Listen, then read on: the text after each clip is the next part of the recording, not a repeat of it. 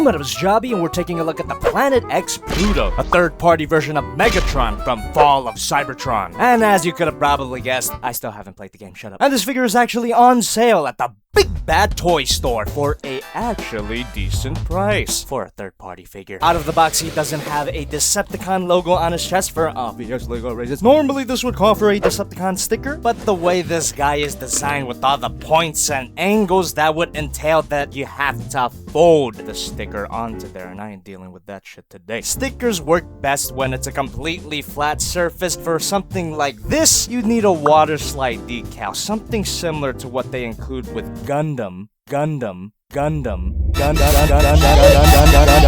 Speaking of Gundam, you get a baggie of screw hole fillers, and those are attached to model kit-like sprues. But once they go in, they don't come out. So if the holes here bother you that much, knock yourself out. Megatron's iconic fusion cannon is a separate piece, but why the hell wouldn't I flip out that peg and tab it into the arm? And I'm no light-up feature extremist, but I think we have ourselves a missed opportunity here, especially with the existence of Planet X Apocalypse's bulbs. Check out that review if you haven't. It could have easily fit in here, but no. But I don't think a figure needs light-up features to be good, because this is a good figure on its own. It helps that I actually like this design for Megatron, and for what I've seen, the figure is extremely game accurate. Not my favorite design if I'm being honest, but I can't deny the spiky, angular look fits the character to a T. And when I say spiky, I do mean spiky.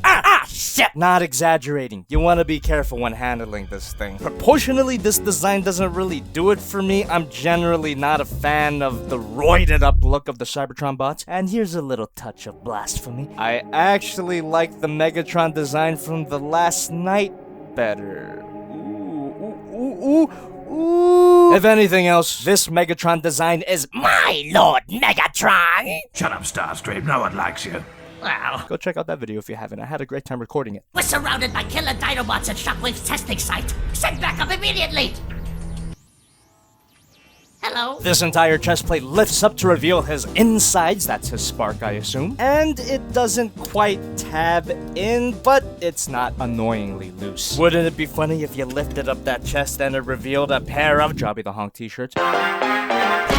And these strangely placed wings on the back don't really tab in well. Can't really go full back lives on this guy, it is accurate to the game. And these spikes on the back were separate pieces, and they also don't like to tab in. What the fuck? Big fan of that clear purple plastic though, and you get it all throughout the figure. I'd say the excellent combination of colors makes up for the fact that the majority of the figure is unpainted. No skin off my fusion cannon. That just means there's less areas of paint chipping. The designers clearly had playability in mind, and I don't know why they're designed like this. The extension of these shoulders doesn't even play into the transformation. If you're gonna make them friction joints, at least make them a bit tighter. Is there a way to tighten up hinge pin joints like this? Leave a comment, please. It is possible to balance it out, so I'm not completely upset by this. The shoulders are the only major problem I have with the joints, because the rest of his joints are pretty solid. Even these hip joints that actually has a chance of breaking. Although my figure doesn't show signs of stress in any way, I could definitely see how one good tug can snap this in half.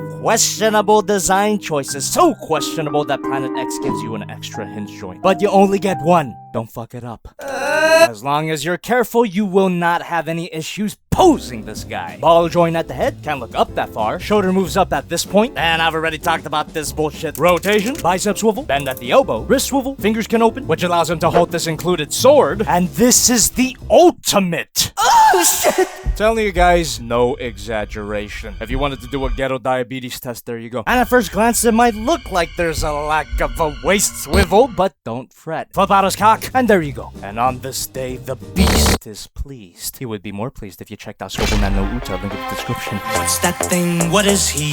Pretty high kick, and can move back that far. He's also got a beautiful spread, but you obviously want to be more careful than me. Swivel here, bend at the knee, a second bend, ball joint at the ankle, which is a touch too loose for my taste. And that ball joint allows you a maximum amount of articulation. Up, down, pivot, the works. You also get a ball jointed heel for some reason, and a ball jointed ankle guard. For such a beefy bitch, the posability here is pretty good. And you get a card, stats on the back, size comparisons. Here's Deluxe Class Fall of Cybertron Optimus Prime, Planet X Vulcan, my previous review, the Ocular Max Azalea. Oh, I'm sorry, Azalea.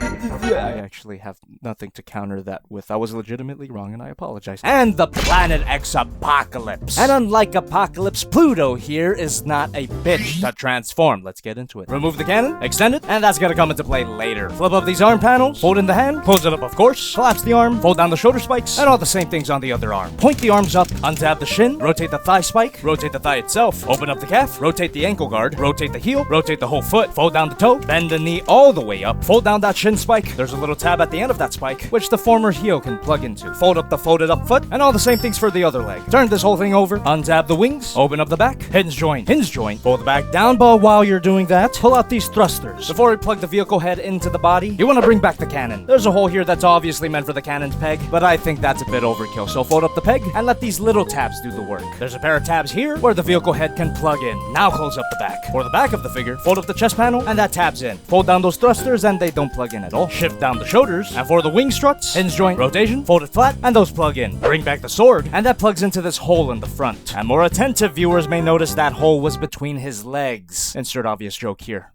And here we have the tank jet thing. I actually really like it. Despite the transformation being so simple, this thing is actually really convincing as a vehicle. It doesn't just look like Megatron doing yoga. Until you flip it over, typical vehicle underside kibble, and there's no way to turn the head completely around in this mode. This thing is obviously an alien vehicle, so it doesn't have to be accurate to anything, besides the game, which it is from what I can tell. Your liking of this mode is gonna depend on your tolerance for bullshit. I swim in this stuff, so it's okay. Everything fits together nice and solidly. So that's why you plug it in with the peg. Who would have thought? I like this white pancake of a vehicle. Size comparison. Here's Optimus Prime, Vulcan, Azalea, and Apocalypse. Planet X, you have done it again. Definitely worth if you're starting a Fall of Cybertron collection, which I guess I am at this point. And after the double RC last time, it would be kind of weird if I did the same character in a row, right? No, I know you want this shit, boy. Subscribe, bitch!